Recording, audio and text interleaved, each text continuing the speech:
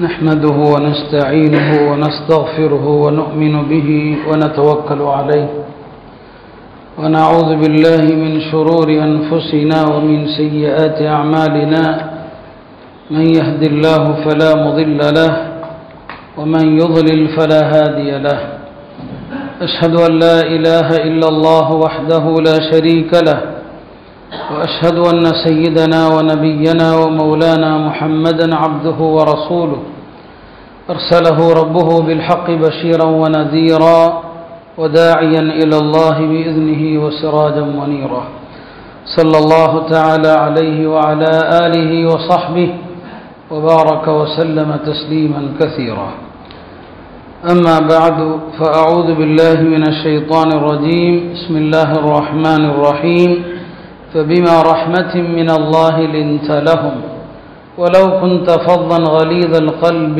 لانفضوا من حولك فاعف عنهم واستغفر لهم وشاورهم في الأمر فإذا عزمت فتوكل على الله إن الله يحب المتوكلين وقال النبي صلى الله عليه وسلم إن المسلم ليدرك بحسن خلقه درجة الصائم والقائم أو كما قال صلى الله عليه وسلم. அன்பிற்கினிய அல்லாஹ்வின் நல்லடியார்களே, தீனுல் இஸ்லாம் என்பது 5 அம்சங்களை கொண்டது என்பதாக உலமாக்கள் சொல்வார்கள். இஸ்லாம் என்பது அதிலே கொள்கை கோட்பாடுகளும் இருக்கிறது. சரியான கொள்கை நம்மிடம் இருக்க வேண்டும். நம்முடைய ஏகத்துவ நம்பிக்கையில், நம்முடைய மறுமை நம்பிக்கையில் யாதொரு தவறான விஷயங்களும் வரக்கூடாது. அது கொள்கை சம்பந்தப்பட்டது, அகீதாக்கள் சம்பந்தப்பட்டது. 2வது வழிபாடுகள், இபாதத்துகள், தொழுகை, நோன்பு, ஜக்காத்து, வழிபாடுகள், ஒரு முஸ்லிமுடைய இபாதத்துகள் சரியாக இருக்க வேண்டும். 3வது முஆமலாத்துகள், வியாபாரங்கள், கொடுக்கல் வாங்கல் வியாபாரம், கடன், அடமானம் வைப்பது, கடன் கொடுத்து கடன் வாங்குவது, இதெல்லாம் கொடுக்கல் வாங்கல் மார்க்கத்தில் அதிலேயும் வழிகாட்டுதல் இருக்கிறது. இதேபோல முஆஷரா, ஒவ்வொருவருடைய உரிமைகள், கணவனுடைய உரிமைகள் மனைவி மீது என்ன, மனைவிக்கான உரிமைகள் கணவன் மீது என்ன, இது ஒரு சமூகத்தில் யாராருக்கு யாரார் மீது என்னென்ன உரிமைகள் இருக்கிறது அதை மார்க்கம் சொல்லுது. இதை முஆஷரத் என்று சொல்லுவாங்க. 5வது என்ன, அஹ்லாக், குணங்கள் பற்றி சொல்லுவாங்க. எந்தெந்த குணங்களை ஒரு முஸ்லிம் தேர்வு செய்வது, எந்த குணங்களை விட்டு விலகி இருப்பது. குணங்களில் நல்லவைகளும் உண்டு, குணங்களில் கெட்டவையும் உண்டு. இந்த குணங்களும் உண்டு. இந்த 5 விஷயங்களும் சேர்ந்தது தான் இஸ்லாம். இந்த 5ம் சரியாக இருந்தால் ஒரு முஸ்லிமுடைய ஈமான், இஸ்லாம் பரிபூர்ணமாக இருக்குது. இந்த 5ல் எதில் குறை இருந்தாலும் அவரிடம் குறைகள் இஸ்லாத்தில் வருகிறது. உம்மத்தில் பலரும் சில விஷயங்களில் கவனம், பல விஷயங்களில் ஓட்டையாக இருப்பாங்க. சில பேர் கொள்கை விஷயங்களை மட்டும் பேசுவாங்க, அவங்களுடைய இபாதத்து சரி இருக்காது, கொடுக்கல் வாங்கல் சரி இருக்காது. சில பேர் இபாதத்துகள் எல்லாம் சரியாக இருப்பாங்க, கரெக்டாக தொழுவார், தஹஜ்ஜுதெல்லாம் தொழுவார். ஆனால் வியாபாரத்தில் என்னங்க இருக்குது, வட்டி என்ன, அது என்ன, இது என்ன, எல்லா தவறும் அதில் செய்வார். பார்த்தா தொழுகையாளியாக இருப்பார், அவருடைய தீன் அவ்வளவுதான். சிலரிடத்தில் தொழுகை இருக்கும், கரெக்டான வியாபாரம் இருக்கும், மனைவிக்கான ஹக்க மறுப்பார், மனைவியை மதிக்க மாட்டார், மனைவி மீது சந்தேகப்படுவார், மனைவியை அடிப்பார், உதப்பார். இப்படி சில பேருடைய விஷயங்கள் இருக்கும். ஆக மனைவிக்குரிய ஹக்க கொடுக்கறதே கிடையாது. சில பேர் எல்லாத்திலையும் கரெக்டாக இருப்பாங்க, குணம் இருக்காது, எதற்கெடுத்தாலும் கோபப்படுவது, நற்குணம் இருக்காது, யாரையும் பார்த்தா சிரிக்க மாட்டார், இறுகிய முகம், இலகிய முகம், இப்படி இருப்பாங்க. இது எல்லாமே தீன்ல ஓட்டதான். அருமையானவர்களே, இவை எல்லாம் சரியாக இருப்பது தான் தீன். யூதர்களை போல நாம் இருக்கக்கூடாது, அல்லாஹ் நம்மை தடுக்கிறான். அவங்கள போல ஆயிடாதீங்க. யூதர்கள் என்ன, நுமினு பிபாதின் வனக்ஃபுரு பிபாத், நாங்க மார்க்கம் சொல்வதில் சிலதை ஏற்று நம்பிக்கை கொள்வோம், சிலதெல்லாம் ஏற்றுக்க முடியாது. வெளிப்படையாக சொன்னாங்க, ஏற்றுக்க முடியாதுன்னே சொன்னாங்க. அவர்களுடைய எல்லா குறைகளையும் குர்ஆன் சுட்டி காட்டுது. என்னென்ன தப்பு செஞ்சாங்க, கொள்கையில் செஞ்ச தப்பு என்ன இல்லையா, வழிபாடுகளில் செய்த தவறு என்ன, கொடுக்கல் வாங்கல், வட்டி உட்பட எல்லாத்தையும் ஹலாலாக்குனாங்க. அல்லாஹ் கொழுப்பு சாப்பிடக்கூடாதுன்னு சொன்னா கொழுப்பு தானே சாப்பிடக்கூடாது, கொழுப்பை வித்து காசாக்குனாங்க. எல்லா விஷயங்களும் மோசடிகளும் செஞ்ச ஒரு கூட்டம் குர்ஆன். அவங்கள மாதிரி ஆயிடாதீங்க என்று அல்லாஹ் நம்மை எச்சரிக்கிறான். அருமையானவர்களே, அந்த வகையில தான் நம்முடைய எல்லா விஷயங்களும் கரெக்டா இருக்கணும். ஒன்ல சரியா இருந்து ஒன்ல விட்டாலும் மறுமையில நமக்கு பிரயோஜனம் இல்லை. அந்த வகையில நாம் சரி செய்ய வேண்டியதுல ஒன்றுதான் நல்ல குணங்கள். ஷவுகி என்ற ஒரு கவிஞர் மிக அழகாக சொன்னார், ஒரு சமூகம் என்பது என்ன? குணத்தை கொண்டுதான் ஒரு சமூகம். நற்குணம் இருந்தால் ஒரு சமூகம் நிலைத்திருக்கும், குணங்கள் இல்லை என்று சொன்னால் ஒரு சமூகம் அழிந்து விடும் என்று சொன்னார் பெருமானார் ஸல்லல்லாஹு அலைஹி வஸல்லம் அவர்கள். அந்த வகையில தான் நற்குணத்தை வலியுறுத்தினாங்க. ரசூல் ஸல்லல்லாஹு அலைஹி வஸல்லமுடைய குணத்தை அல்லாஹ் திருமறையில பல இடங்களில் போற்றி சொல்வான். உங்களுடைய மென்மையான குணத்தினால் மக்கள் உங்களை சுத்தி இருக்கிறாங்க. நீங்கள் கடின சித்தம் உள்ளவராக இருந்திருந்தால் உங்களை விட்டு என்னைக்கோ ஓடி போயிருப்பாங்கன்னு அல்லாஹ் சொல்றான். வலவ் குன்த ஃபவ்வன் கலீதல் கல்ப், நீர் கடின குணமுள்ளவராக இருந்திருந்தால் என்றைக்கோ மக்கள் உங்களை சுத்தி ஓடி இருப்பாங்க. இப்ப நற்குணங்கள் தான் பெருமானார் ஸல்லல்லாஹு அலைஹி வஸல்லம் அவர்களை மக்கள் என்னங்க அவங்கள நோக்கி ஈர்க்கப்பட்டது காரணம் அந்த குணம் தான். அதனாலதான் ஹதீஸுகள்ல குணங்களை பத்தி எவ்வளவு வருதுன்னு சொன்னா, ஒரு முஸ்லிம் தன்னுடைய நற்குணத்தால் காலமெல்லாம் இரவு தொழுகையில் ஈடுபடுகிற, காலமெல்லாம் நோன்பு வைக்கிற ஒரு மனிதருடைய அந்தஸ்தை குணத்தை கொண்டு அடைகிறார். இரவு தொழுகை எவ்வளவு கஷ்டங்க. இரவு தொழுகை சும்மாவா என்ன? ராத்திரி எஞ்சி தொழுகிறது குளிர்காலத்தில், வெயில் காலத்தில் இரவு கம்மியா இருக்கும். ராத்திரி படுத்தா கொஞ்ச நேரத்தில் தஹஜ்ஜுத் வந்துடும். அந்த வகையில கஷ்டம். குளிர்காலத்தில் இரவு நீளமா இருக்கும், ஆனா எழுந்தா குளிர் அடிக்கும், தண்ணியை தொடுறது கஷ்டம். இப்ப தஹஜ்ஜுத் தொழுகை சாதாரணமானது இல்லை. ஆனால் அந்த தஹஜ்ஜுத் தொழுகையை விட நோன்பு சாதாரணமான வணக்கமா என்ன? நோன்பு எவ்வளவு கஷ்டம் நமக்கெல்லாம் தெரியுதா இல்லையா? ரமலான் இப்பதானே முடிஞ்சிருக்குது. இப்ப பாருங்க என்ன சொல்றாங்க, இரவில் தொழக்கூடியவனை விட, காலமெல்லாம் நோன்பு நோற்பவனை விட நற்குணத்தை கடைபிடிக்கிற ஒருவர் அவர்களுடைய அந்தஸ்து அடைஞ்சிருவார். அப்படின்னா இந்த ஹதீஸ் என்ன கட்டுத்தருதுங்க? இந்த வெளிப்படையான வணக்கங்கள் இருக்கு இல்லையா, தஹஜ்ஜுதா இருக்கட்டும், நோன்பா இருக்கட்டும், இந்த வணக்கங்கள்ல ஒரு வகையில கஷ்டம் இருக்குது. ஆனா அதையெல்லாம் விட உண்மையான கஷ்டம் என்ன தெரியுமா? மனம் சார்ந்தது தான். நற்குணங்கிறது மனசு விரும்பாது. கோவப்படாத அப்படின்னு லேசா சொல்லிடலாம், ஆனா கோவப்படாம இருக்கிறதுக்கு வரைக்கும் ரொம்ப கஷ்டம். நம்ம சொல்றது வேணா லேசா இருக்கலாம். அதனாலதான் நபி ஸல்லல்லாஹு அலைஹி வஸல்லம் சஹாபாக்கள்கிட்ட கேட்பாங்க, வீரன் யார் அப்படின்னு கேட்பாங்க. எல்லாரும் என்ன பதில் சொல்லுவோம்? மக்களை அடித்து வீழ்த்துபவன் வீரன். நபி ஸல்லல்லாஹு அலைஹி வஸல்லம் சொன்னாங்க, அவன் வீரன் இல்ல, கோபத்தின் போது தன்னை அடக்கி ஆள்பவனே வீரன். அப்ப மனதை ஆள்பவன் வீரன், மனதை கட்டுப்படுத்துபவன் வீரன். நற்குணங்கள் இருக்கு பாருங்க, அது லேசா சொல்றோம், ஆனா மனசுக்கு கஷ்டம். அதனாலதான் நபி ஸல்லல்லாஹு அலைஹி வஸல்லம் சொல்லுவாங்க, நீ உன்னுடைய சகோதரனை பார்த்து சிரிப்பது கூட நற்குணம். சிரிப்பது கூட, சிரிக்கணும். ரசூல் ஸல்லல்லாஹு அலைஹி வஸல்லம் அவங்க சிரிக்க வேண்டிய இடத்துல சிரிப்பாங்க. எப்போதுமே இறுக்கமாக இருப்பதுங்கிறது கிடையாது. ஃபஜ்ருக்கு பிறகு சஹாபாக்கள் மஸ்ஜிது நபவியில அமர்ந்து என்ன செய்வாங்க? பேசுவாங்க. கொஞ்ச நேரம் உட்கார்ந்து அறியாமை காலத்தில் நம்ம எப்படி இருந்தோம் எல்லாத்தையும் பேசுவாங்க. ஒரு நாள் உமர் ரலியல்லாஹு அவர்கள் அவங்க சில விஷயங்களை பேசினாங்க. ஃபஜ்ருக்கு பிறகு பெருமானார் முஸல்லாலே உட்கார்ந்துருப்பாங்க, மக்கள் பேசுறதெல்லாம் கவனிப்பாங்க. உமர் சொன்னாங்க, நான் ஜாஹிலியாவில் ஒரு ஊருக்கு நான் போயிருந்தேன்.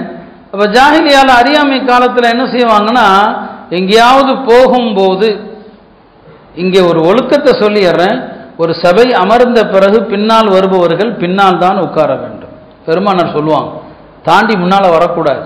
அதுவும் ஜும்மாவுடைய நாளில் தாண்டி முன்னால் வருபவர்களை கடுமையாக கண்டிச்சாங்க. நான் அந்த ஹதீஸை சொல்ல விரும்பல, இனிமேல் செய்யாதீங்க. ஒரு சபையில் சபை உட்கார்ந்தாச்சா பின்னால் எங்கே இடம் இருக்கோ அங்கே தான் உட்காருவாங்க. இதில் என்னன்னா, பெருமானார் ஸல்லல்லாஹு அலைஹி வஸல்லம் அவங்களே சபை உட்கார்ந்த பிறகு வந்து அவங்களே கடைசியில் தான் உட்காருவாங்க. அல்லாஹ்வுடைய தூதரே அப்படிதான் செய்வாங்க. மக்கள் யாரை சொல்றதா, நீங்க போய் பின்னால் உட்காருறீங்களேம்பாங்க, அவர்களே பின்னால் தான் உட்காருவாங்க. அதனால சபையில் வந்து உட்கார்ந்த பிறகு தாண்டி தாண்டி இப்படி வரக்கூடாது. அது வந்து ஒழுங்கீன செயல் என்று சொன்னாங்க. ஜும்மா அன்னைக்கு தாண்டி வருவதை குறித்து கடுமையான வாசக ஹதீஸில் வந்திருக்கு. நான் இந்த ஹதீஸை இப்போ சொல்லி யாரையும் சங்கடப்படுத்த விரும்பல, அதை பிறிதொரு சந்தர்ப்பத்தில் சொல்கிறேன். அப்படி வராதிங்க. சில பேர் பாவம் தெரியாமல் வர்றாங்க, இனிமேல் வராதிங்க. ஏன்னா குணத்தை பற்றி பேச வேண்டிய இடத்துல நானே கடுமையாக சொல்லக்கூடாது இல்லையா? அதனால நானே நற்குணத்தோடு பணிவோடையே சொல்லிக்கிறேன், வராதிங்க தயவு செஞ்சு. இப்போ ஹஜ்ரத் உமர் ரலியல்லாஹு அன்ஹு அவர்கள் ஒரு நாள் சொல்கிறாங்க, ஃபஜ்ருக்கு பிறகு உட்கார்ந்து பேசும்போது சொல்கிறாங்க, இதெல்லாம் நிமிஷம் கேட்டுக்கிட்டே இருப்பான். நான் அறியாமை காலத்தில் ஒரு ஊருக்கு போயிருந்த பயணத்தில், அரபுகள் பயணத்தில் போகும்போதும் வழிபடுறதுக்கு ஒரு கல்லை தூக்கிட்டே தான் போவாங்க. அந்த கல்லை வழிபட்டுக்குவாங்க. கல் தான் அவங்களுடைய குணம், தெய்வம். இவங்க தூக்கிட்டு போகல, என்னடா வழிபடுறதுக்கு ஒன்றுமே இல்லையே. அப்போ என்ன சொன்னாங்க, கொஞ்சம் பேரிச்சம்பழம் இருந்துச்சு, அந்த பேரிச்சம்பழத்தையே நான் சில மாதிரி செஞ்சு அதையே வணங்கிக்கிட்டேன். மதியத்துக்கு மேலே பசி வந்துச்சு, பசிக்கிறதுக்கு சாப்பிட்றதுக்கு ஒன்றுமே இல்லையே, நான் எந்த தெய்வத்தை பேரிச்சம்பழத்தில் செஞ்சு வச்சேனோ அதையே சாப்பிட்டுக்கிட்டேன் அப்படின்னு சொல்லி சிரித்தாங்க. இப்படிலாம் நான் அறியாமை காலத்தில் இருந்தோன்னு சொல்லி நபி ஸல்லல்லாஹு அலைஹி வஸல்லம் அவங்க இந்த மாதிரி பேசிகிட்டு இருக்கிறவங்கள பார்த்து கண்டிக்கல. என்ன பேசுகிறீங்க, பள்ளியாசலே அப்படி பேசுகிறீங்கன்னு சொல்லி அவங்களும் சேர்ந்து சிரித்தாங்க. நபி ஸல்லல்லாஹு அலைஹி வஸல்லம் அவங்களும் சேர்ந்து சிரித்தாங்க. ஏன் அப்படின்னா, இந்த பேச்சு வெளிப்படையில் ஒரு சிரிப்பாக தோன்றினாலும் உண்மையிலும் அது சிந்திக்க வைக்கிற ஒரு பேச்சு. நாம் எப்படிப்பட்ட முட்டாள்தனத்தில் இருந்தோம், நம்ம கையால் செஞ்ச கடவுளை நம்மளே சாப்பிட்டுக்கிட்டோம். உமர் அப்படியே சொன்னாங்க, உமர் தானவங்க, என் கடவுளை நானே சாப்பிட்டுட்டேன்னு சொல்லி, அகல் து இலாஹி, என் கடவுளை நானே சாப்பிட்டேன்னு சொல்லி. அப்போ நபி ஸல்லல்லாஹு அலைஹி வஸல்லம் அவங்க எப்போதும் இறுக்கமாக இருக்க மாட்டாங்க. எந்த சஹாபியை பார்த்தாலும் சிரிப்பாங்க. பொன்முறுவல் தான், யாரை பார்த்தும் சிரிக்காம நபி ஸல்லல்லாஹு இருக்கவே மாட்டாங்க. அதனால தான் நற்குணத்தை போதிப்பாங்க. சொல்லுவாங்க, நீங்கள் எப்படி இருக்கணும்னு சொன்னா, ஒரு எஜமானுக்கு கட்டுப்படுகிற, எந்நேரமும் கட்டுப்படுகிற ஒட்டகத்தை போன்று இருங்கள். கட்டுப்படுகிற ஒட்டகம் என்னம்னா, எஜமான் இழுத்தால் இழுத்த இழுப்புக்கெல்லாம் போகுமா. எஜமான் எங்க மண்டியிட வைத்தாலும், ஒரு பாறையில மண்டியிட வைத்தாலும் உட்கார்ந்துருமா. நீங்களும் அந்த எஜமானுக்கு கட்டுப்பட்ட ஒட்டகத்தை போல உங்களுடைய நற்குணத்தை ஆக்கிக் கொள்ளுங்கள் என்று பெருமானார் ஸல்லல்லாஹு அலைஹி வஸல்லம் அவங்க சொல்லுவாங்க. அருமையானவர்களே, நற்குணம் என்பது 3 அம்சங்களை கொண்டது. நற்குணம்னா என்னங்க, 3 அம்சங்களை கொண்டது நற்குணம். ஒன்று என்ன, கஃபுல் அதா, யாருக்கும் எந்த தொந்தரவும் செய்யாமல் இருப்பது. நாவால், கரத்தால், பேச்சா, எதுல யாருக்கும் எந்த தொந்தரவும் இல்லை, அவர் தான் முஸ்லிம். தன்னுடைய கரத்தால், நாவால் பிறருக்கு தொல்லை தராதவர் முஸ்லிம். அடுத்தவருக்கு நம்முடைய எந்த காரியமும் தொந்தரவு தரல. நற்குணத்தின் முதல் படித்தரம் பிறருக்கு தொல்லை கொடுக்காத. பாருங்க, நம்முடைய எந்த அசைவுகளும் கூட யாருக்கும் தொந்தரவு கொடுக்க கூடாது. பெருமானார் ஸல்லல்லாஹு அலைஹி வஸல்லம் உடைய உயர்ந்த குணத்தை என்ன சொல்வது பாருங்க. நபி ஸல்லல்லாஹு அலைஹி வஸல்லம் அவங்க இரவுல தஹஜ்ஜுதுக்கு எழுந்துப்பாங்க, சீக்கிரம் எஞ்சிப்பாங்க. சீக்கிரம் எஞ்சிக்கிற நபி சரிங்களா, தன்னுடைய மனைவிமார எழுப்ப மாட்டான். ஏன்னா நஃபிலான வணக்கத்தை ஆர்வமூட்டலாம். ஆனா அவர் தூங்கிட்டு இருக்கிறாருன்னா ஃபர்துக்கு எழுப்பலாம், நஃபிலான வணக்கத்தை எழுப்பக்கூடாது. ரெண்டாவது, நம்ம தொழுகிறோங்கிற பேர்ல நாம பண்ற அலப்பறையில அடுத்தவன் தூக்கத்தையும் கெடுக்கக்கூடாது. நம்ம தஹஜ்ஜுதுனா அப்படிதான். அன்னை ஆயிஷா ரலியல்லாஹு அன்ஹா சொல்லுவாங்க, ஒரு நீண்ட ஹதீஸ், ஒரு நாள் இரவுல நபி ஸல்லல்லாஹு அலைஹி வஸல்லம் எஞ்சாங்க. ஆயிஷா தூங்கிட்டு இருக்கிறதாக அவங்க நினைச்சுக்கிட்டாங்க. ஆனா ஆயிஷா ரலியல்லாஹு தூங்கல, முழிச்சுட்டு தான் இருக்கிறாங்க. அவங்க நினைச்சுக்கிட்டாங்க. பெருமானார் ஸல்லல்லாஹு அலைஹி வஸல்லம் இரவுல எஞ்சாங்க. இன்தஅல ருவைதன், மெதுவா செருப்பு போட்டாங்களாம். பாருங்க, அந்த செருப்பு போடுற சத்தம் யாருடைய தூக்கத்தையும் கெடுத்துடக்கூடாது.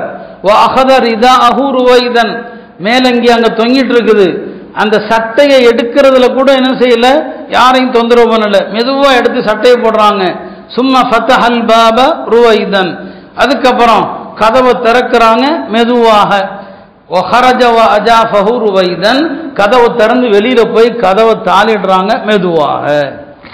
பாருங்க, இரவுல எஞ்சா கூட, நாம தஹஜ்ஜுத் தொழுகிறதா இருந்தா கூட, தூங்கக்கூடிய 10 பேரை எழுப்புற மாதிரி டமால் டுமீல், செருப்பு போடுறதுல சத்தம், கதவை சாத்துறதுல சத்தம், தண்ணியை திறந்து பயன்படுத்துறதுல சத்தம், அவர் எஞ்சிருவார். இப்படி யாரையும் நாம எழுப்பக்கூடாது. சில பேர் தான் தஹஜ்ஜுதுக்கு எஞ்சிக்கிறேன் அப்படிங்கிறத காட்டுறதுக்காக வேண்டியே சில காரியங்களை செய்யறது. அந்த நேரத்தில் ஃபோன் போடுறது, நான் எஞ்சிட்டேன் அப்படிங்கிறது தெரியும். இவர் தஹஜ்ஜுதுக்கு எஞ்சிக்கிற ஆள் பொறுத்துறது. எப்பயோ சொல்ல வேண்டிய விஷயத்தை காலையில் 3:30 மணிக்கு ஃபோன் போட்டு சொல்றது. அது எதுக்கு, நான் இப்போ எஞ்சிருக்கிறேன், நான் இப்போ தொழுது நினைப்போமா இல்லையா, அப்போ 3:30 மணிக்கெலாம் எஞ்சிருவார் பொறுத்துறது. இதெல்லாம் ஆக மோசமான குணம். அப்போ அல்லாஹ்வுடைய தூதர் எப்படி எஞ்சிக்கிறாங்க பாருங்க, எவ்வளோ மெதுவா. இமாம் நஸை ரஹ்மத்துல்லாஹி அலைஹி இந்த மாதிரி ஹதீஸ் பூரா எதில் கொண்டு வருவாங்கன்னா, பெருமானார் ஸல்லல்லாஹு அலைஹி வஸல்லம் அவர்கள் மனைவியரிடத்துல எவ்வளவு அழகா நடந்தாங்க. இஷ்ரத்துன் நிசா அப்படிங்கிற பாடத்தில் கொண்டு வருவார். மனைவியரோடு நடந்தது இதெல்லாம் மெதுவாக செய்கிறாங்க. இதெல்லாம் மெதுவாக பண்ணிட்டு எங்கேயோ வெளியே போயிட்டாங்க. ஆயிஷா ரலியல்லாஹு அன்ஹா முழிச்சுத்தானே இருக்கிறாங்க, அவங்க தான் தூங்கலையே. அப்போ எங்கே போனாங்க?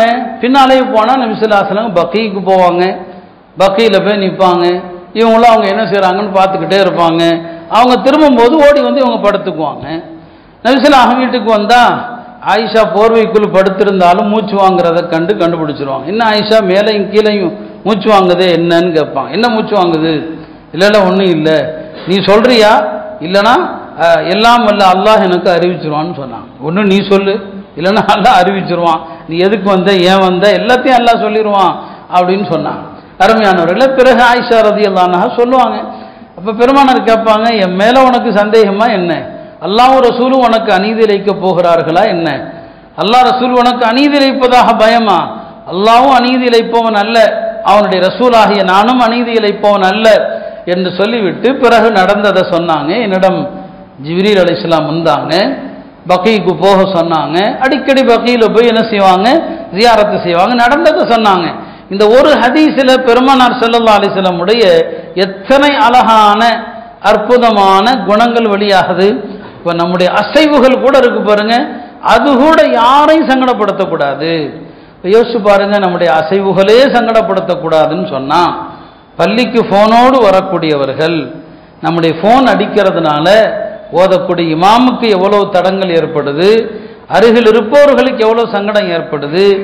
ஏன் ஒரு நிமிஷம் அதை யோசிக்க மாட்டிருக்கீங்க? வந்ததும் ஏன் தக்பீர் கட்டுறீங்க? உங்க பாக்கெட்ல ஃபோன் இருக்குது அப்படிங்கிறது அந்த கணம் தெரியுதா இல்லையா? ஏன் அந்த ஃபோனை எடுத்து ஒரு சைலண்ட்ல போட்டுட்டு ஃப்ளைட் மோடில் போட்டுட்டு அல்லது சுவிட்ச் ஆஃப் பண்ணிட்டு ஏன் தொலை மாட்டேங்குது? எவ்வளோ பெரிய ஈதா இது! இதை விட கெட்ட குணம் ஒன்று இருக்க முடியுமா? முடியாதா? நான் எவ்வளவு தடவை எவ்வளோ அன்பாக நான் சொல்லிட்டேன், எவ்வளோ பண்பாக நான் சொல்லிட்டேன். ஆனாலும் ஒவ்வொரு தொழுகையிலும் செல்போன் ஒலிப்பது என்பது சரிங்களா இஸ்லாத்தினுடைய 6வது கடமையாக ஆகிப்போச்சு. செல்போன் ஒலிக்கிறது எவ்வளவு அன்பா சொல்லிட்டோம். இங்க அந்த அளவுக்கு அங்க மறக்குது. இப்படி ஒரு தொழுகை தேவையா என்ன? இப்படி தொழணுமா என்ன?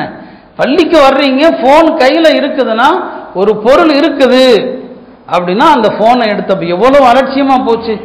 அடிச்சா அடிச்சுட்டு போதுங்க அப்படிங்கிற ஒரு திமிரு தானே இது. இது ஆணவம் தானே இது. நான் கடுமையா பேசுறேன்னு நினைக்காதீங்க. இது ஆணவம் இல்லாமல் வேறு என்ன? எவ்வளவு தடவை சொல்ல வேண்டியதாக இருக்கிறது. அப்ப யாருக்கும் தன்னுடைய அசைவால் கூட தொந்தரவு தராத பெருமானார் ஸல்லல்லாஹு அலைஹி வஸல்லமுடைய உம்மத்தினராகிய நாம் இந்த போனை கொண்டு இடைஞ்சல் தரலாமா? தொழுகையில் இருக்கிற எத்தனை பேருக்கு இதனால் இடைஞ்சல், எவ்வளவு பேருக்கு இதனால் சங்கடம். பெருமானார் ஸல்லல்லாஹு அலைஹி வஸல்லம் அவர்கள் பள்ளியில இரவுல சஹாபாக்கள் தொழும் போது தஹஜ்ஜுதுல எப்படி ஓதனன்னு கூட சஹாபாக்களுக்கு சொல்லி கொடுத்தாங்க. 3 சஹாபாக்கள் தொழுதுட்டு இருக்கிறாங்க. ஒரு பக்கம் அபூபக்கர், ஒரு பக்கம் உமர், ஒரு பக்கம் பிலால் ரலியல்லாஹு அன்ஹு. கொஞ்சம் அபூபக்கர் தான் ரொம்ப மெதுவா ஓதுனாங்க, உமர் ரலியல்லாஹு அன்ஹு அவர்கள் ரொம்ப சத்தமா ஓதுனாங்க. போய் சொல்லி கொடுத்தாங்க, அபூபக்கர் தான் அவங்கள்ட்ட கொஞ்சம் சத்தத்தை கூட்டுங்க. உமர்ட்ட சொன்னாங்க, இந்த சத்தம் வேண்டாம், கொஞ்சம் சத்தத்தை குறைச்சிக்குங்க. அப்போ குர்ஆன் ஓதுகிற சத்தம் கூட யாரையும் சங்கடப்படுத்தக்கூடாது. நபி ஸல்லல்லாஹு அலைஹி வஸல்லம் அவங்க இமாமுக்கு பின்னால ஓதுவதை விரும்பல. அதுல நான் 2 கருத்து இருக்கு. இமாம் தொலை வைக்கும் போது பின்னால் உள்ளவர்கள் சூரா ஃபாத்திஹா ஓதணுமா இல்லையாங்கிறதுல ஹதீஸுகள் பல உண்டு. இருந்தாலும் சில நேரங்களில் சஹாபாக்கள் ஓதுவாங்க, பின்னால ஓதுவாங்க. பெருமானார் ஸல்லல்லாஹு அலைஹி வஸல்லம் அவங்க சில நேரங்களில் அதை ரொம்ப அன்பா கண்டிச்சாங்க. எனக்கு பின்னால ஏன் ஓதுறீங்க? நீங்க ஓதுறதுனால எனக்கு குறுக்கீடு செய்யப்படுதுன்னு சொன்னாங்க. நல்லா யோசிங்க, அல்லாஹ்வுடைய தூதருடைய உள்ளம் எவ்வளவு பரிசுத்தமான உள்ளம். அந்த இறை தூதர் அவர்களுக்கு பின்னால ஒருத்தர் சப்பிஹிஸ்ம ஓதிட்டார். கொஞ்சம் அவருடைய குரல் கூடியதுல இமாமாக இருக்கிற பெருமானாருக்கு இடைஞ்சலாகுது அப்படின்னா, என்னை போன்ற மற்ற இமாம்களை போன்ற சாதாரணமான மனிதர்கள், பாவம் செய்யக்கூடிய மனிதர்கள், இந்த செல்போன் ஓசை அவங்களை எவ்வளவு டிஸ்டர்ப் பண்ணும். ஏன் இதை யோசிக்க மாட்டிருக்கீங்க? தயவு செய்து தொழுகைக்கு முன்னால தக்பீர தஹரீமா நிய்யத்தெல்லாம் இருக்கு இல்லையா, அதுக்கு முன்னால போனை முதல்ல ஆஃப் பண்ணுங்க. ஒருத்தருக்கு ஒருத்தர் பக்கத்துல சொல்லுங்க, போன் வச்சிருந்தா கொஞ்சம் ஆஃப் பண்ணிக்கங்க அப்படின்னு சொல்லுங்க. உங்க பக்கத்தில் நின்று தொழுகிற யாருடைய போனாவது அடித்தால் அவருக்கு சைகை மூலம் தொழுகையில ஒரு தவற சைகையால் உணர்த்தலாம். ஹதீஸ்ல ஆதாரம் இருக்கு. பேசக்கூடாது, சைகையால உணர்த்தலாம். அவர் போனை ஆஃப் பண்ண சொல்றதுக்கு ஏதாவது சைகை மூலம் உணர்த்துவதா இருந்தா அப்படி உணர்த்த வேண்டும். அப்படி எத்தனையோ ஹதீஸுகள் இருக்குது. அதனால தயவு செய்து நான் சொல்ல வந்தது நற்குணம் தான். குணம்னா என்ன? கஃபுல் அதா, நம்மால யாருக்கும் எந்த தொந்தரவும் செய்யாமல் இருப்பது தான் கஃபுல் அதாங்கிறது. எந்த தொந்தரவும் செய்யக்கூடாது. ஒரு பெரிய ஒரு நல்லடியார் ஒருத்தர் ஒரு பயணத்தில் போயிருந்தாங்க. அந்த பயணத்தில் ஒரு ஆள் கொஞ்சம் மட்டும் மோசமான குணமுள்ள ஆளாக இருந்தார். கூட எல்லாரும் அவரை திட்டினாங்க. இந்த ஆள் என்னடா இப்படி இருக்கிறான் அப்படின்னு அவரை திட்டிக்கிட்டே இருந்தாங்க. பெரியவங்க அப்படி திட்ட மாட்டாங்க இல்லையா?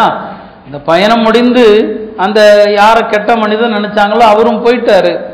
அப்ப இந்த நல்லடியார் அழுதுகிட்டே இருந்தாங்களாம். ஏங்க அழுகிறீங்கன்னு சொல்லி. இல்லை, அந்த மனிதர் பிரிஞ்சு போயிட்டார் இல்லையா, அவரை நினைச்சு அழுகிறேன். அவன் தான் போயிட்டான்ல, நம்ம கூட இல்லை, அவன் பிரிஞ்சதுக்காண்டி எதுக்கு அழுகிறீங்கன்னு சொல்லி.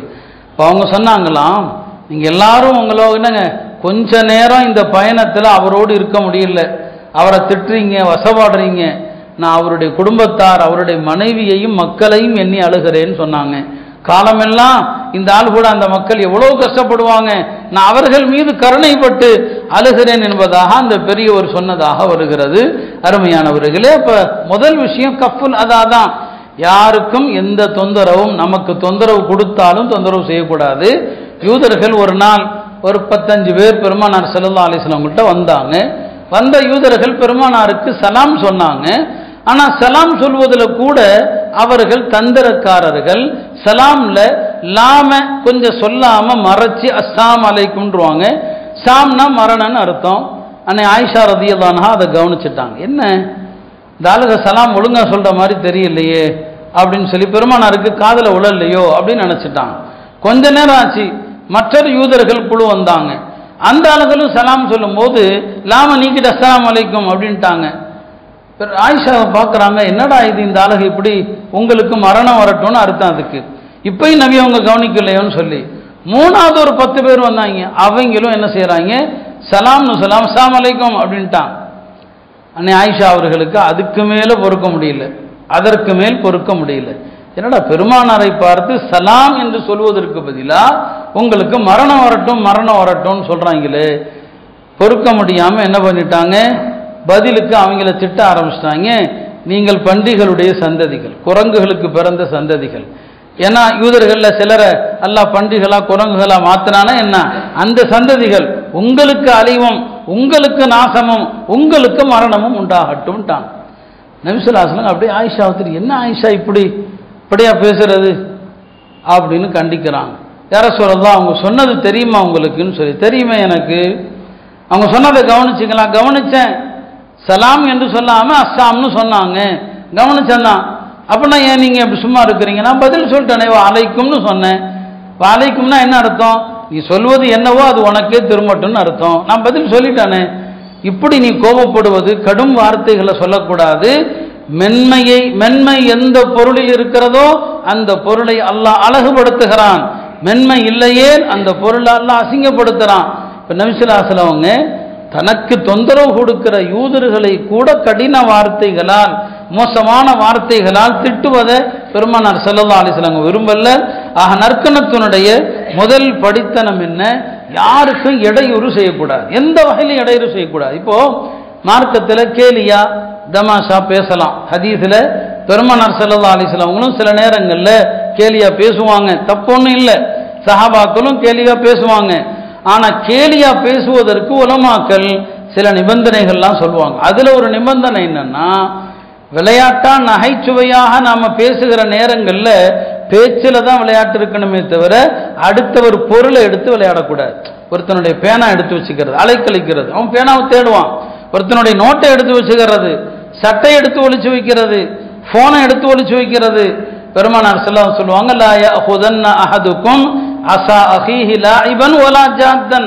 அடுத்தவருடைய கைத்தடியை கூட விளையாட்டுக்கு நீங்கள் எடுக்காதீர்கள், அவன் பதறட்டும். நம்ம அப்படி செய்யறோமா இல்லை? நம்ம என்ன சொல்றோம், கேலியா தானே செஞ்சேன், அதை கேலியா தான் செய்யாதீங்கிறான். அட கேலியா கூட அடுத்தவன் பொருளை எடுத்து வைத்து அவனை அலைக்கழிக்கிறது. ஒரு 5 நிமிஷம் ஒரு 10 நிமிஷம் அவர் தேடுறார் இல்லையா, இந்த அலைக்கழிப்பில் ஒரு சந்தோஷம். இந்த சந்தோஷம் மார்க்கத்தில் ஜாயிஸ் இல்லை. நீங்க வேணா சொல்லிக்கலாம், நான் சும்மா தானே எடுத்தேன், நான் கேலிக்கு தானே எடுத்தேன், ரசூல் ஸல்லல்லாஹு அலைஹி வஸல்லம் அதை அனுமதிக்கல. அப்ப நற்குணத்தின் முதல் படித்தரம் என்பது கஃபுல் அதா, யாருக்கும் தொந்தரவு தராமல் இருப்பது. நற்குணத்தினுடைய இரண்டாவது படித்தரம் என்ன? பதுலுன் நதா, நம்மால் யாருக்கு எந்த நேரத்தில் எப்படி உதவி செய்ய முடியுமோ அப்படி உதவி செய்வது. இது நற்குணத்தினுடைய இரண்டாவது படித்தரம். உதவின்னு சொன்னாலே காசு பணத்தை கொண்டு மட்டுமே உதவிங்கிற அர்த்தம் அல்ல. காசு பணத்தை கொண்டு உதவி செய்யலாம். சில நேரங்களில் யாருக்காவது பரிந்துரை ஷஃபாத்து நீங்க சொன்னா கேட்பாங்களா, பரிந்துரையை கொண்டு உதவி செய்யுங்க. மஸ்ஜிது நபவியில 2 சஹாபாக்களுக்கு மத்தியில் வாக்குவாதம். ஒருத்தர் காபு இப்னு மாலிக், இன்னொருத்தர் அப்துல்லாஹ் இப்னு அபி ஹதரத். காபு இப்னு மாலிக் அப்துல்லாஹ் இப்னு அபி ஹதரத்துக்கு கடன் கொடுத்திருக்கிறாரு. அந்த கடனை கேட்கிறாரு. 2 பேருக்கு மத்தியில் வாக்குவாதம். நபி ஸல்லல்லாஹு அலைஹி வஸல்லம் தன்னுடைய அறையில் உட்கார்ந்து இருக்கிறாங்க. என்னடா சண்டை, வாக்குவாத சத்தம் கேட்குது அப்படின்னு தன்னுடைய அறையை திறந்து வெளியே பார்த்தா சண்டையா இருக்குது. நபி ஸல்லல்லாஹு அலைஹி வஸல்லம் இந்த இடத்துல பாருங்க, காபு இப்னு மாலிக்கிடம் சொல்றாங்க, உங்கள்கிட்ட அவர் கடன் வாங்கியிருக்கிறாரு, கொடுக்க முடியல, வாங்கின கடன்ல பாதியை தள்ளுபடி செய்யுங்க, பாதியை தள்ளுபடி பண்ணுங்க. அவரும் யார சொல்லலாம், நீங்க சொன்னீங்க கேட்டுக்கிட்டேன், பாதியை தள்ளுபடி பண்ணிட்டேன். அவர்கிட்ட சொன்னாங்க, கடன் வாங்கினார் இல்லையா, கொடுத்தவர்கிட்ட சொன்னாங்க பாதியை நிறுத்து. வாங்கினவர்கிட்ட சொன்னாங்க நீ உடனே கொடுத்துரு, மிச்ச பாதியை உடனே கொடுத்துரு. இங்க 2 பேருக்கு மத்தியில சண்டை நடக்குது. பெருமானார் ஸல்லல்லாஹு அலைஹி வஸல்லம் புகுந்து ஷஃபாத் செய்றாங்க, பரிந்துரை செய்யறாங்க. இதுவும் நற்குணம் தான், ஒதுங்கி போகக்கூடாது. இவருக்கு என்ன சொல்லணுமோ அதை சொல்லணும், அவருக்கு சொல்ல வேண்டியது அவருக்கு சொல்லணும். நம்முடைய பதவியை பயன்படுத்தி, நம்முடைய செல்வாக்கை பயன்படுத்தி நாம என்ன செய்யறது, உதவிகள் செய்யறது. யாருக்காவது கடன் தேவையா, யார்ட்டையாவது சொல்லி அவருக்கு கடன் கொடுங்கன்னு சொல்றது, இதெல்லாம் பதுலுன் நதா, உதவிகள் செய்வதும் நற்குணத்தில் கட்டுப்பட்டது. யாராவது நோயாளியாக ஆயிட்டாங்கன்னு சொன்னா அந்த நோயாளியை போய் சந்திக்கிறது, இவை எல்லாமே பதுலுன் நதா, அடுத்தவர்களுக்கு நாம் செய்கிற உதவி. நற்குணத்தினுடைய 3வது அம்சம் என்ன? உலமாக்கள் சொல்லுவாங்க தலாகத்துல் வஜ்ஹி. எல்லா முஸ்லிம்களையும் சிரித்த முகத்தோடு பார்க்கணும், யாரையுமே கடுகடுன்னு பார்க்கக்கூடாது, எரிச்சலோடு பார்க்கக்கூடாது, சிரித்த முகத்தோடு பார்ப்பது. ரசூல் ஸல்லல்லாஹு அலைஹி வஸல்லம் அவர்களை பற்றி ஹதீஸில் வருகிறது, எப்போதுமே பெருமானார் கான ரசூலுல்லாஹ் ஸல்லல்லாஹு அலைஹி வஸல்லம் யதபஸ்ஸம், எப்போவுமே சிரிப்பாங்க, எப்போதுமே சிரிப்பாங்க, யாரை பார்த்தாலும் சிரிப்பாங்க. அவங்களுடைய சிரிப்பு தான் சஹாபாக்களுக்கு எல்லா கவலையும் போய்க்கிறோம். கவலையோடு இருப்பாரு, பெருமானாரை பார்ப்பாங்க, அழகான அந்த சிரிப்பு அவங்களுடைய கவலைகளை மறந்துடுவாங்க. அப்போ பெரியவர்களாக இருக்கிறவங்க தன்னுடைய தோழர்களை பார்த்தா சிரிக்கணும். அந்த ஒரு சிரிப்புல எத்தனையோ நன்மைகள் இருக்கிறது என்பதை பெருமானார் ஸல்லல்லாஹு அலைஹி வஸல்லம் சொல்லுவாங்க. ஹஜ்ரத் முஆத் இப்னு ஜபல் அவர்களை யமனுக்கு அனுப்புகிற போது ரசூல் ஸல்லல்லாஹு அலைஹி வஸல்லம் அவர்கள் உடன் வர்றாங்க. மதீனாவுடைய புறநகர் வரைக்கும் 3 விஷயத்தை சொன்னாங்க. முஆதே இத்தகில்லாஹ ஹைசுமா குந்த், எங்கிருந்தாலும் அல்லாஹ்வை அஞ்சிக்கொள். வஅத்பிஇ ஸய்யிஅத்தல் ஹஸனா, ஒரு பாவம் செஞ்சா உடனே நன்மை செஞ்சிரு. 3வது வகாலிகின் நாஸ பிஹுலுகின் ஹஸனின், மக்கள் அனைவரிடத்திலும் நற்குணத்தோடு பழகுன்னு சொன்னாங்க. அருமையானவர்களே, இந்த நற்குணம் இன்னைக்கு பொதுவாக சொல்லப்படுது, முஸ்லீம்கிட்ட நற்குணம் இல்லை. நிறைய எல்லா இடத்துலையும் அந்த புகார் தான். இன்னைக்கு காஃபிர்கள் கூட நற்குணத்தில் உண்மை என்ன அது நமக்கு தெரியாது, தெரியாமல் நாம் அப்படி சொல்லக்கூடாது. ஆனால் பொதுவான பேச்சு காஃபிர்கள்ட்ட இருக்கிற குணங்கள் கூட இன்னைக்கு முஸ்லீம்கள்ட்ட இல்லை அப்படிங்கிற பேச்சு உலகம் முழுக்க இருக்குது. நீங்கள் அரபுகளை எடுத்துக்கிட்டா அரபுகள்கிட்ட குணங்கிறது அறவே இல்லாமல் போயிடுச்சு, அறவே நற்குணம் இல்லாமல் போயிடுச்சு. பெருமானார் ஸல்லல்லாஹு அலைஹி வஸல்லம் உடைய அந்த அழகான போதனைகளை விட்டும் அரபுகள் தூரமாக இருக்கிறாங்க. ஆனால் ஐரோப்பியர்கள் அவங்களுடைய மற்ற வாழ்க்கை, தனிப்பட்ட வாழ்க்கை ரொம்ப கேவலமானது. ஆனால் அதே நேரத்தில் பொதுவெளியில் அவர்கள் கடைபிடிக்கிற நாகரிகம், அவர்கள் கடைபிடிக்கிற குணம், அதை எல்லாரும் பாராட்டுறாங்க. அவங்களுடைய குணத்தை எல்லாரும் போட்டுறாங்க. நம்ம நாட்டிலையும் அப்படிதான் சொல்றாங்க, நம்மள்கிட்ட குணம் இல்லை அவங்கள்ட்ட இருக்குதுன்னு சொல்றாங்க. அருமையானவர்களே, அப்ப இந்த நற்குணங்கள் குறித்து பெருமானார் ஸல்லல்லாஹு அலைஹி வஸல்லம் அவர்கள் சொன்ன எல்லா விஷயத்தையுமே நாம மறந்துட்டோம். வெறுமனே இபாதத்துகள் நமக்கு போதுமானது என்று நாம எண்ணிக்கொண்டிருக்கிறோம். இந்த இபாதத்துகளை விட நல்ல குணங்கள் தான் சிறந்தது. பெருமானார் ஸல்லல்லாஹு அலைஹி வஸல்லம் சொன்னாங்க, மக்களை சுவனத்தில் அதிகமாக நுழைய செய்வது நற்குணமே என்று சொன்னாங்க. பெருமானாருக்கு நெருக்கமா இருக்கிற மனிதர்கள் யார்? எனக்கு நெருக்கமானவர்கள், நற்குணத்தை கடைபிடிப்பவர்களே. அல்லாஹ்வுக்கு மறுமையில பிடிக்காத ஆள் யாரு தெரியுமா? அதையும் சொன்னாங்க. அபுகதுர் ரிஜாலி இலல்லாஹ், அல்லாஹ்வுக்கு பிடிக்காத ஆள் அலத்துல் ஹசிம், கெட்ட குணமுடைய, எதற்கெடுத்தாலும் வாக்குவாதம் செய்கிற நபர். சில பேர் இருக்கிறான், எதை எடுத்தாலும் வாக்குவாதம். ஒருத்தர் அப்படி சொன்னா அல்ல, அப்படி இல்லை, இப்படி சொன்னா அப்படி, வாக்குவாதம். அப்ப வாக்குவாதம் செய்யறத சில பேர் தன்னுடைய திறமைன்னு நினைப்பாங்க, தன்னுடைய ஆற்றல் நினைப்பாங்க. அல்லாஹ்வுடைய தூதர் சொன்னாங்க, அவன் தான் மனிதர்களில் கெட்டவன். இல்லாமல்ல அல்லாஹ் பெருமானார் ஸல்லல்லாஹு அலைஹி வஸல்லம் அவர்கள் என்னென்ன நற்குணத்தை சொன்னார்களோ அந்த நற்குணத்தை நமக்கு நசீவாக்குவானாக. அருமையானவர்களே, சில பேர் அவங்க தொழுகிறாங்க, ஆனா நன்மையை அடுத்தவங்களுக்கு கொடுக்குறாங்க, அவங்களுக்காண்டி தொழல. சில பேர் ஹஜ் செய்யறாங்க, ஆனா ஹஜ் அவங்களுக்கு இல்லை, இன்னொருத்தருக்கு போயிடும். நோன்பு வைப்பாங்க, நோன்பு அவங்களுக்கு இல்லை, இன்னொருத்தருக்கு போயிடும். சதகா செய்வாங்க, எல்லாமே அவருக்கு ஒண்ணுமே கிடைக்காது, அடுத்தவருக்கு போயிடும். அது யாருங்க? அது அவரை பத்தி தான் நபி ஸல்லல்லாஹு அலைஹி வஸல்லம் சொன்னாங்க, முஃப்லிஸ். அவர் தான் திவாலானவர். தொழுதிருப்பாரு, நோன்பு வச்சிருப்பாரு, ஹஜ் செஞ்சிருப்பாரு, எல்லாம் செஞ்சிருப்பாரு. அவர் செஞ்சது எதுவும் அவருக்கு இல்லை, மற்றவர்களுக்கு. சஹாபாக்கள் திகைச்சு போயிட்டாங்க. அது யார்? அந்த துர்பாக்கியவாதி. அவன் தான் ஒழுக்கம் இல்லாம, நற்பண்பு இல்லாம நடந்தாலும் அடுத்தவங்களை பத்தி புறம் பேசியிருப்பான், அடுத்தவங்களை இழிவா பேசியிருப்பான், அடுத்தவர்கள் மீது அவதூறு சொல்லி இருப்பான். இவன் செஞ்ச அத்தனை அமலையும் அல்லாஹ் அவனுக்கு தூக்கி கொடுத்துருவான், இவன் பாவத்தோடு நரகத்துக்கு போவான்னு சொன்னாங்க. அல்லாஹ் தஆலா இது போன்ற தீய நிலையிலிருந்து நம்மை பாதுகாத்து உயர்ந்த நற்பண்புடைய முஸ்லிம்களாக ஆக்கிடுவானாக. வஆகிரு தஅவானா அல்ஹம்துலில்லாஹி ரப்பில் ஆலமீன்.